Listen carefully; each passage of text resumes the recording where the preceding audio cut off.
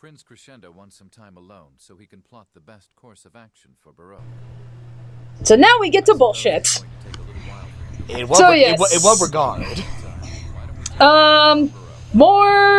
More side stuff. But yeah, so welcome back everyone to Eternal Sonata. So yeah, while we got this going on, we can progress along with the story, but instead we're gonna take care of some other things. Well, okay, this is actually part of the story. You actually have to like walk by this priest and listen to what he's saying. Oh god, this reminds me of when I was in college, trying to pass by the main square without some religious nut screaming in my ear. Well then. Well, just do what that one kid on the internet did. Just point at him and yell out, "You ain't got no pancake mix." Yeah, well, to be fair, I mean, this isn't one of those priests that's, shouting that, we're all going to hell because, and, like, the evolution is a lie and everything. Like, none of those idiots. This is just... That's exactly what the guys at college would yell at me. But yeah, that's what everybody says, no matter where you go. College, rock concerts, community gatherings, they're all the same. Rock is the instrument of Satan! Yeah. And it's like, yeah, you go enjoy that. I'll enjoy Aerosmith, thank you very much. But, anyway, back on topic. So, this priest, he's gonna bring up, this legend of light, which, kind of goes in terms with this whole Astra storyline and legend that, we've been seeing for the past couple of videos. If it's a legend, it's real. More or less. Of course, in one of these games. So he's going to tell us, if you want to learn more, you have to go to Aria Temple. So that's our next dungeon. Aria. Yeah, Aria is with singing, isn't it, Brendan? Yes, it is. I want that to be at least one game about a guy who talks about a legend and gets really in depth with this legend, but then it actually ends up being bullshit. Like, oh, this doesn't actually exist. Well, I'm sure there's a game out there that already does that, and either we haven't played it yet or we just don't know about it. I mean, hey, if anyone in the audience knows a game like that, then go for it. Let us know. So now that we've listened to that guy, if we leave Baroque, we could go to Aria Temple, but we're going to instead go into this bar here, because this is going to be the Dulce fight, the actual last Dulce fight. So if you remember when we were in the church in Retardando, but they're saying, go tell that her skin is whatever the fuck it is. You pick this prompt, and this is what triggers the final Dulce fight. So that's why it's like you have to trigger what happened in the church in Retardando in order to get this fight. Of course she ends up in the wine cellar, fucking drunkards. A true pirate she is.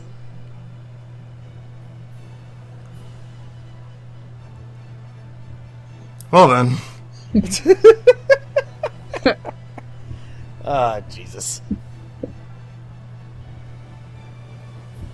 Oh, shit. I want the hat back, that's all she says.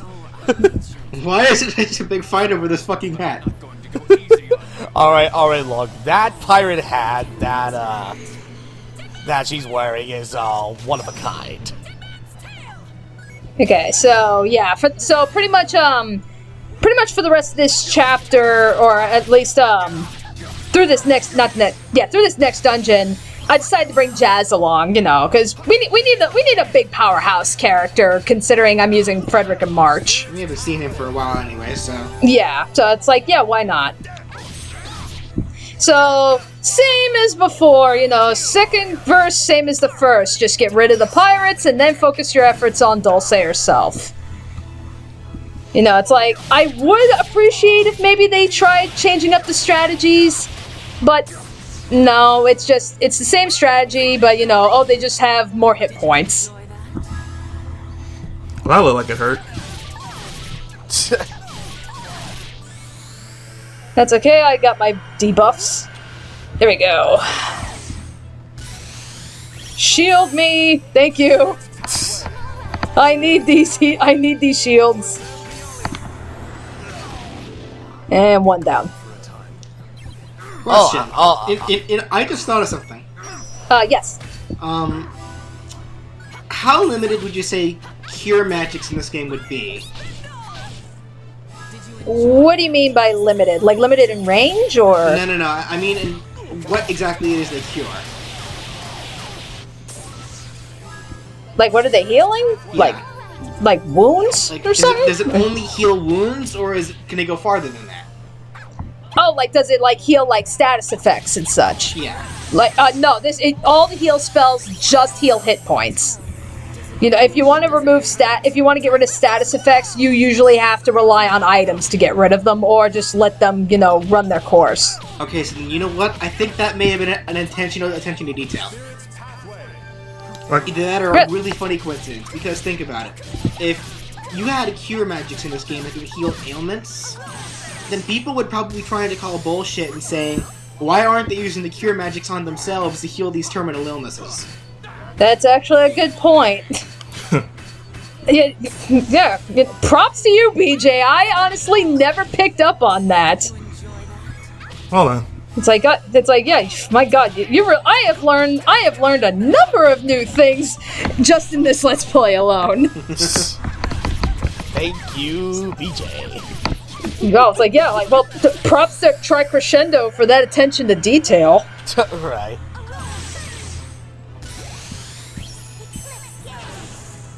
Ouch. Oh, god damn! Gay for Harmony Chain. 19,000 damage! Viola could probably do more. No, my top hat! Stop blocking my huge sword! Oh, okay, thank you. Well, it's because I'm attacking her. It's because I'm attacking her from the front.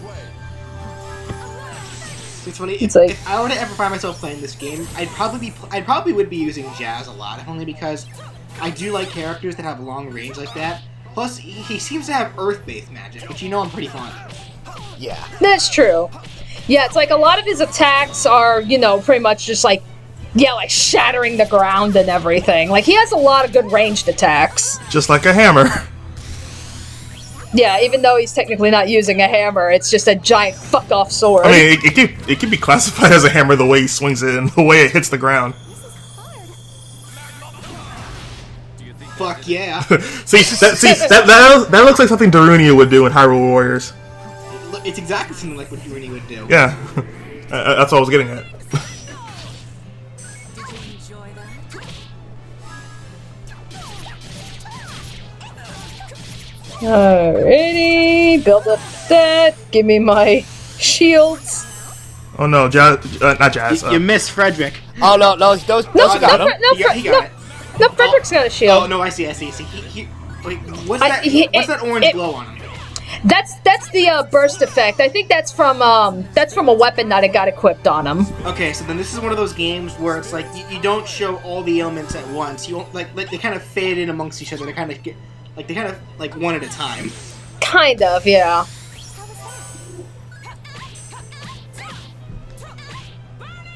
God damn it! It's like, yeah, like it's like Feud wouldn't leave Salsa alone. Dulce won't leave March alone.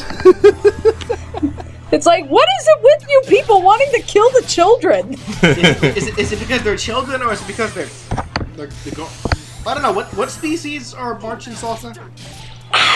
There really is no name or anything. I mean, they're just forest guardians. But they have little elf ears and everything, but they're never really classified as elves. So it's like, I don't know. Maybe Dulce just really hates pointy ears. Maybe. Oh, those dastardly elves.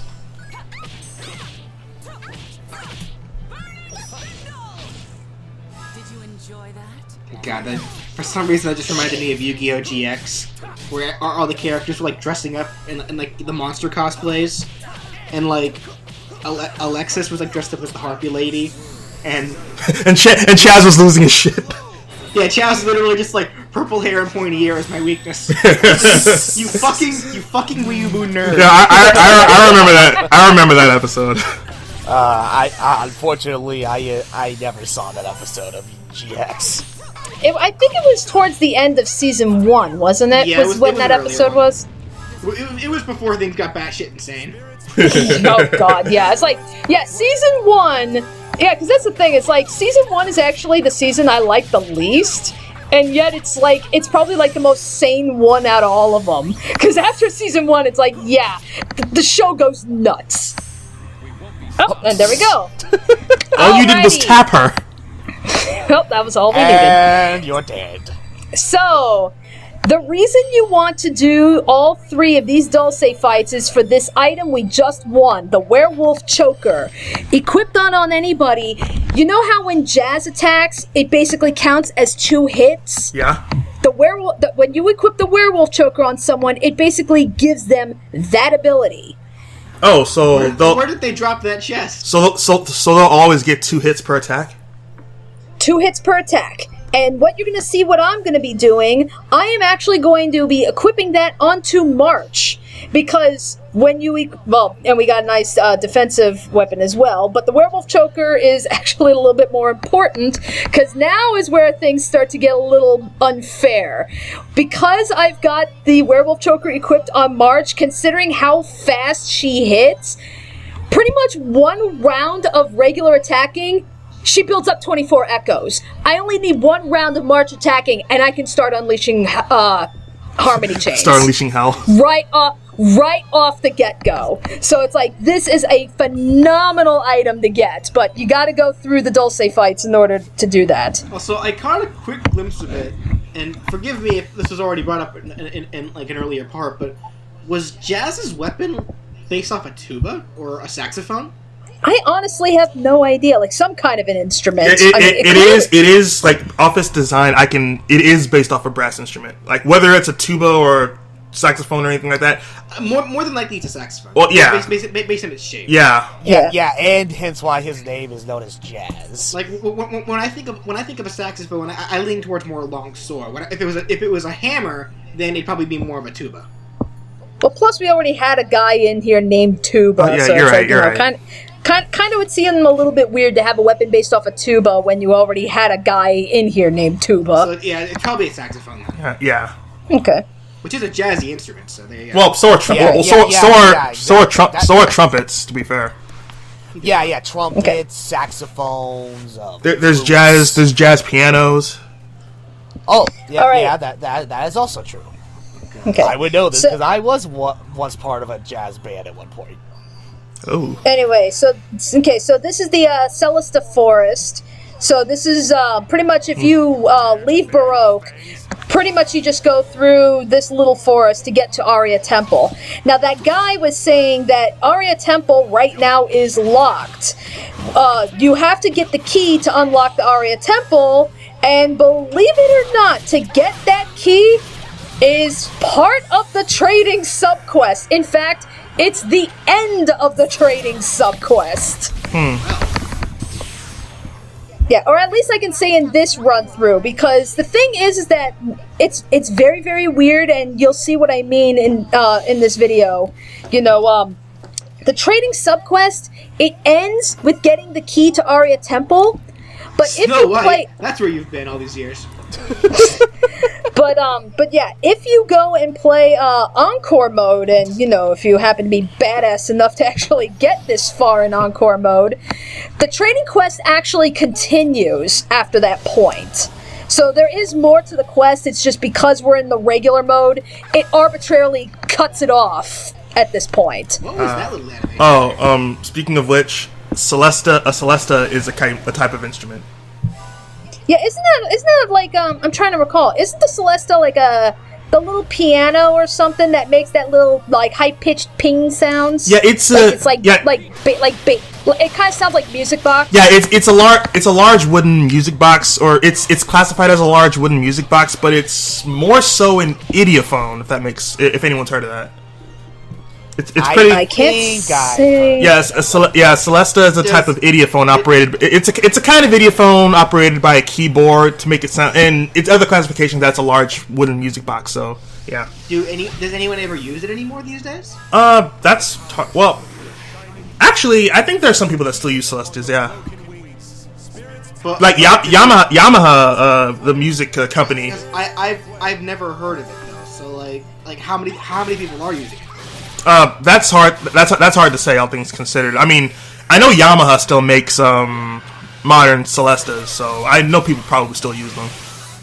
But it's probably very rare. Well, maybe if you hear, you might hear them in orchestras or something along those lines. Yeah, like I don't really hear them in orchestras or anything. If any, I mean, I do hear Celestas being used, but I hear it more for like video games or something. Like that's usually where I end up hearing it. I never hear a Celesta on like a film score. Yeah. As to where they're used, they probably are rare, but as they're used as a whole commonly, it's probably not that rare for people to use Celestas. Actually, after this fight, I want to hear the music so I can see if there's any link to that. Okay. Okay, so anyway, so you notice how March only attacked that enemy like 3 swipes, and we're already at 12. We're already halfway through the harmony chain. So I mean, that's like that's the werewolf choker. That's just the power of the freaking accessory. I mean, it's like you can use it on anyone, but like I said, I would highly recommend you use it on anybody that is a good echo builder. Right.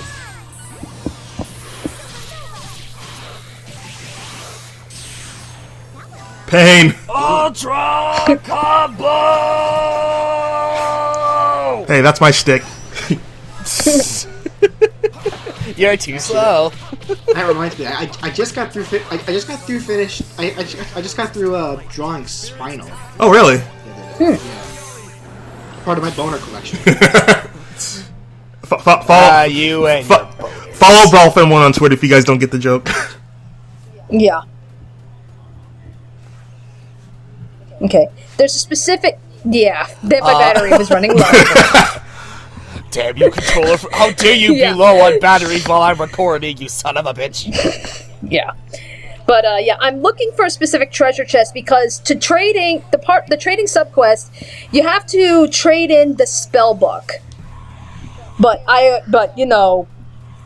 here, and this is kind of the weird thing. There it is. Okay, so this is the second spell book, so we can trade in the second spell book and keep the one that we've already got to get the key.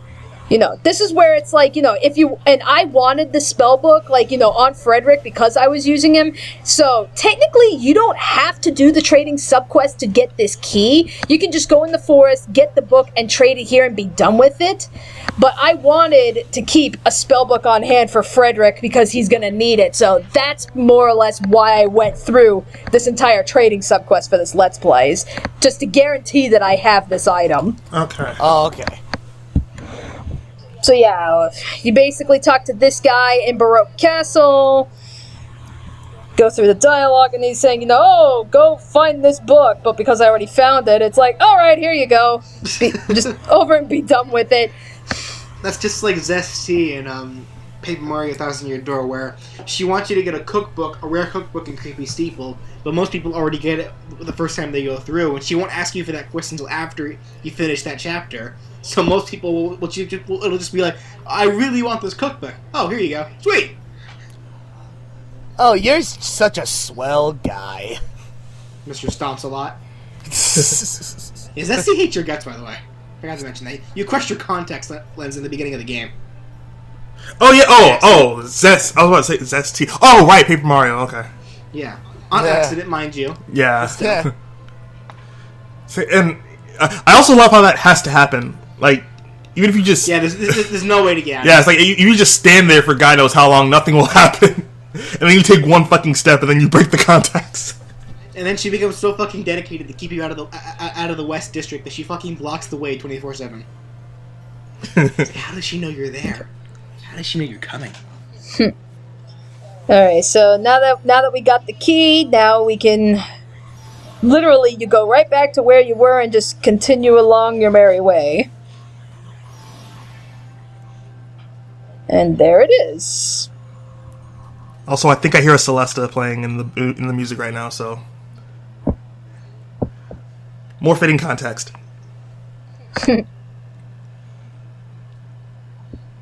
So the Celestes are in fact still alive, just like Celeste.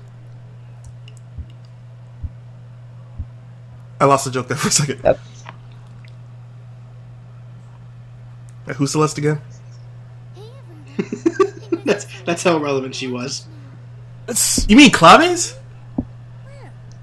Oh, oops. Yeah, that's why I got confused. Yeah, that's where I was like, yeah, wait Who a was minute. Celeste? Wasn't there a character named Celeste? No, not in this game. Oops. unless you're getting confused for what you call it, Celeste from Final Fantasy VI. Yeah. Yeah, that's what I was thinking. Yeah, same here. See, that's how relevant she was. Claves, I mean. Celeste was cool. Her theme music was kind of eerie, though. I just want to say, it's like, I love the design, at least like the outward appearance of Aria Temple. If I hear, Because I don't know about you, but that to me looks fucking gorgeous. if I hear a choir in the background music, then this is really fitting context. Yeah, you just keep talking, Brad. Wait, what are you saying? What are you saying to me? It seems very ocean. Wait a minute. Yeah, there actually is choir in this dungeon. That's what I was just saying. It's like, just keep talking. Oh my god! Okay. Oh my god! I hate myself so much. Okay, Aria Temple. Now, Aria Temple has a very, very odd gimmick to it. If you want to collect all the items in this dungeon, you have to only defeat certain enemies. Like, there's some enemies you have to kill, and there's others that you can't. So, it's a matter of knowing which enemies are you going to go after. I don't know why they decided on this gimmick, and they don't even tell you. Like, there's no heads up or anything saying, leave some enemies here and kill others. So, this dungeon can be a crapshoot when you first play it. So, it's probably best to save before you go in. Pretty much, or just follow a walkthrough. Like, you'll see, as you go through the floors, like, as you kill certain enemies, you'll see, like, boxes that are, like, normally behind bars where you can't reach them. They will teleport out, and then you can get them. Well, this is gonna hurt. It's like 40... Wait, but did you hear that? 42 hits! I heard like this little arcade boop randomly in there. But yeah, 42 hits! That's how many times March hits! That's an ultra combo if I've ever seen one. Yep. Because, yeah, she's my combo whore, basically. Wait, what'd you call her? Combo whore? Because that's what she is! Look at this! Look at the numbers fly! Look, what? One round of hitting and we're already 24!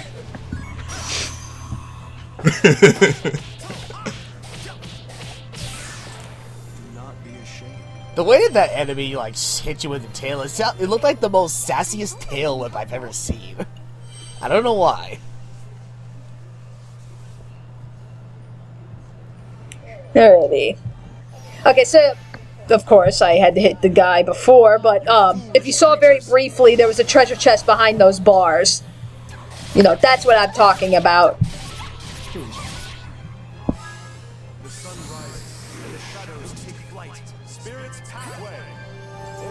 What was that little chant? It's like, yeah, they all do little chants, like when they do their attacks. Or at least they say something. Frederick's just happens to be very poetic.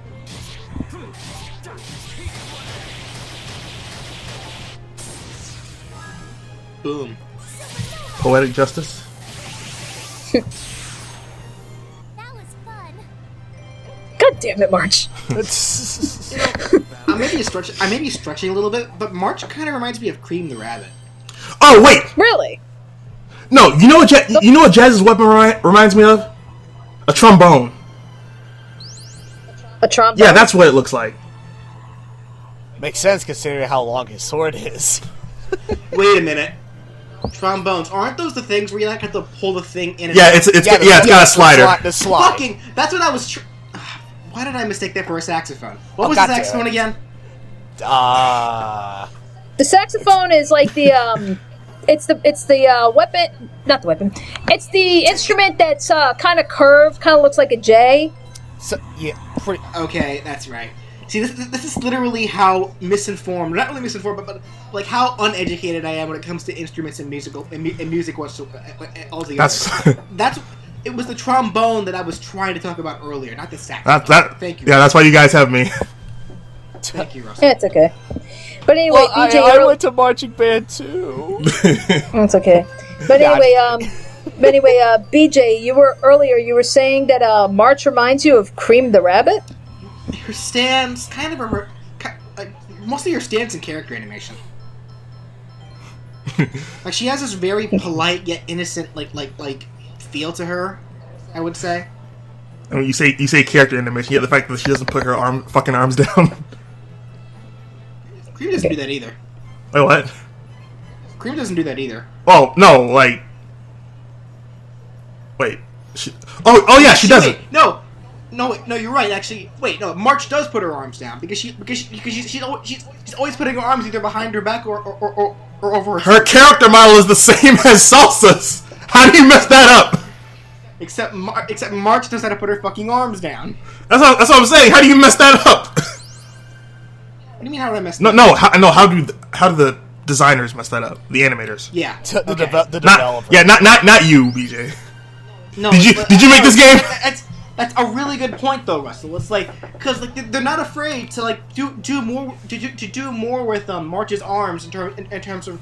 But then again, she's a lot more reserved. She's a lot more introverted. She's the exact opposite of Salsa.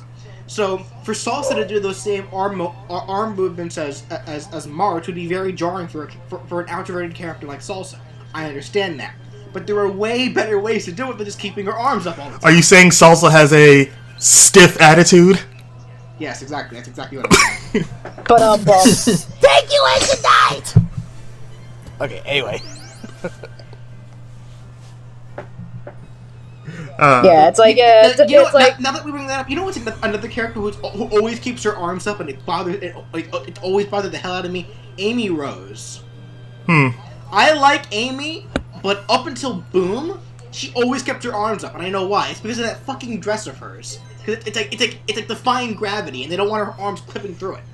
And then they gave her the new design in Boom, where she's actually wearing pants, doesn't have a really skirt defying gravity, so she was finally able to put her arms down. She's just like, God fucking finally, my arms are killing me. My arms have been killing me after all these years. Also, Yeah, ow. Though I guess that makes sense why characters like that always have their arms up. But there are better ways to do it. Like, Freaking arms, man. Rib Crusher. What the fuck? Oh, well, speaking of which. Yeah, I was about to say, that's gotta be a weapon for Jazz. that it is. But it also comes with slow. Oh. And Jazz is slow enough as is. I guess it's a real... I was like, yeah, might as well. I mean, with a name like that, I guess it's a pretty heavy weapon. Like, I'm trying to think, Polka, is she wearing one of those things that women back then would put underneath their dresses to make it like to give it this random bell shape? A corset? Yeah. Wait a minute. I don't think so. Or at least not in that sense. I mean, it's like... Oh, increased speed. Yeah, that's where I was like... Yeah, we can give that to somebody, like... Anyone. Anyone. I'm trying to remember. I'm trying to think. I think I gave that to Jazz, actually. The corset? No, the... Jazz in a corset. I want to see some fan art of that. You know what the sad thing? You know what the sad thing is, Brandon? I'm sure it does exist because, out of just morbid curiosity, I went on like DeviantArt and like fanfiction.net. You know, the places that you normally see.